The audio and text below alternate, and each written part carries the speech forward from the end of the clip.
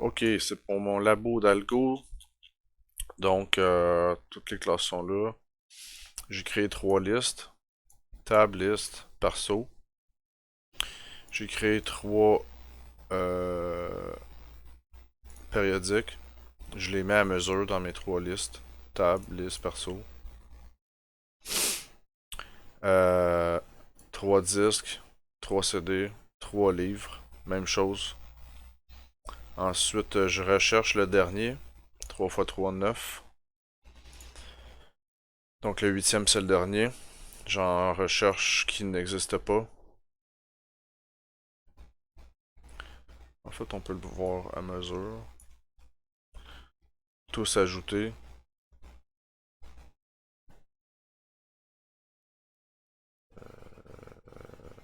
Ok, je viens de comprendre, il y a des choses qui s'effacent dans le terminal. Ouais, c'est ça. Il y a des affaires qui s'effacent dans le terminal. Je venais juste de faire une vidéo, puis j'étais comme, hey, c'est buggé, mais non. Il y a des trucs qui s'effacent dans le terminal, je suis certain à 100%. Donc, on va voir jusqu'à où ça se rend. Voilà. Eux autres n'existent pas. N'existent pas. Je demande la liste, le toString de cette bibliothèque. Voilà, les 9, paf. Mais je recommence l'exécution. Et là, ensuite, j'ai la même chose ici. 9, 9, 9. À partir d'ici, je teste d'effacer de tab. Ensuite, je reliste. J'ai effacé le 3. Donc, 0, 1, 2, 4. Même chose aussi. Liste. 0, 1, 2, 4. À la fin, ça me dit... Ah oui, c'est ça. Supprimer. Ça, c'est supprimer de ma liste perso. Donc, à la fin, j'essaie de supprimer le premier. Encore le premier. N'existe pas l'ouvrage, parce qu'il est déjà effacé. Un en plein milieu. Le dernier. Et 9 moins 3 égale 6. Donc, c'est les 6 derniers. Manque le 0. Manque le 3. Manque le 8. Euh, voilà, donc ça répond à insertion, recherche et suppression des trois parties. Ensuite, Bego des trois parties pour insertion, recherche et suppression. J'avoue que ça m'a un tout petit peu mélangé en lisant ça, en comprenant le reste. J'ai regardé un tout petit vidéo aussi. J'ai compris la logique que si il y a quelque chose qui est exécuté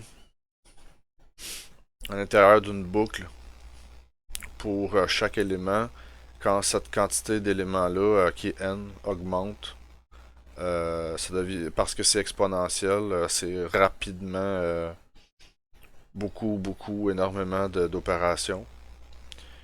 Donc dans le cas ici de mes trois listes, pour ajouter, je connais directement la valeur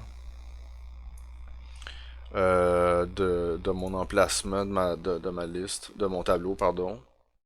Donc, je considère que c'est 1. Parce qu'il n'y a même pas de boucle. Il n'y a pas de possibilité que la quantité maximale d'items présente euh, soit itérée un par un. C'est carrément directement. Donc, c'est juste 1. Pour supprimer, ici, même chose. Je fais directement un index, mais je connais pas nécessairement euh, la valeur de cote pour cote. Donc, je dois rentrer dans une boucle. Le maximum possible euh, va être le plus loin, qui serait la valeur totale de la quantité en fait de mon tableau. Disons 5, ben je vais être obligé de me rendre jusqu'à 5. Donc moi je considère que c'est la quantité totale de mes données. Donc ici je dis que c'est n. C'est exactement la même chose pour rechercher. C'est vraiment le même principe, donc je dis que c'est N. Ben, les toString, ça a l'air que j'aurais pas besoin de les faire.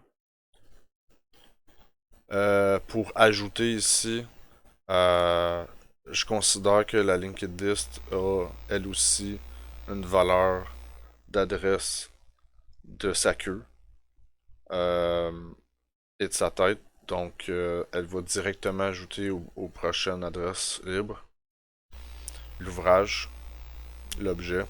Donc, c'est 1. Pour ce qui est de supprimer, encore une fois, je vais dans une boucle qui pourrait aller dans le PDK jusqu'à N, si c'était le dernier. Euh, pour rechercher, même chose. Mais j'ai écrit sauf que si on considérait que la méthode get de la classe linked list, elle aussi a une boucle euh, pour ça itérer à l'intérieur de sa liste. Ben, si on considère ça, supposons qu'on considère ça comme ça, ben, ça va être, dans le pire des cas, n fois n, qui est n à la 2. Donc, voilà. Ensuite, pour ma dernière liste,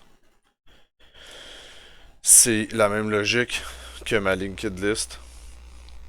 Donc, quand j'ajoute, je connais directement la valeur euh, prochaine disponible. Donc, il n'y a pas de. Il n'y a même pas de possibilité que je me promène dans tous mes éléments. Donc, ce n'est que 1. Si je supprime, je connais pas la position de ma cote. Donc, il faut que je rentre à l'intérieur d'une boucle pour me déplacer d'un objet à l'autre, qui est dans le PDK tous les objets, donc c'est N. Et ce que je viens juste d'expliquer est exactement la même chose pour, pour rechercher. Puis pourquoi c'est un if puis que j'ai pas de boucle, ben c'est en fait que j'utilise des méthodes supprimer et rechercher de mon instantiation bibliolist perso qui vient de list chaîne perso, qui est l'objet list chaîne perso. Et dans supprimer, euh, j'utilise rechercher. Et dans rechercher, ben, je me promène pour me promène d'un objet à l'autre, d'un nœud à l'autre. Donc voilà. Et comme je dis depuis tantôt, dans le pire des cas, je pourrais devoir me promener dans une boucle qui va jusqu'à tous les éléments, le dernier élément, n. En espérant que j'ai bien expliqué et ou bien compris la notation Bego, parce que c'est exactement ça que j'ai compris. Je suis tout à fait conscient de ce qui se passe en arrière-plan et que ça peut rapidement devenir lourd, là. Donc voilà. Je suis rendu à 8 minutes. Maximum 10 minutes, c'est bien ça. Euh, je sais que tu vas te promener à l'intérieur de notre code, mais quand même, ce qu'on devait faire, c'était que l'ouvrage soit abstract pour qu'on puisse pas créer d'ouvrage. Qu'il y ait une interface pour notre liste chaînée perso et pour notre bibliothèque, pour toutes nos bibliothèques. Donc, j'implémente l'interface bibliothèque. La gestion bibliothèque peut pas être créée. C'était pas nécessaire, mais je l'ai mis à abstract quand même. Puis voilà, rien de spécial pour le reste.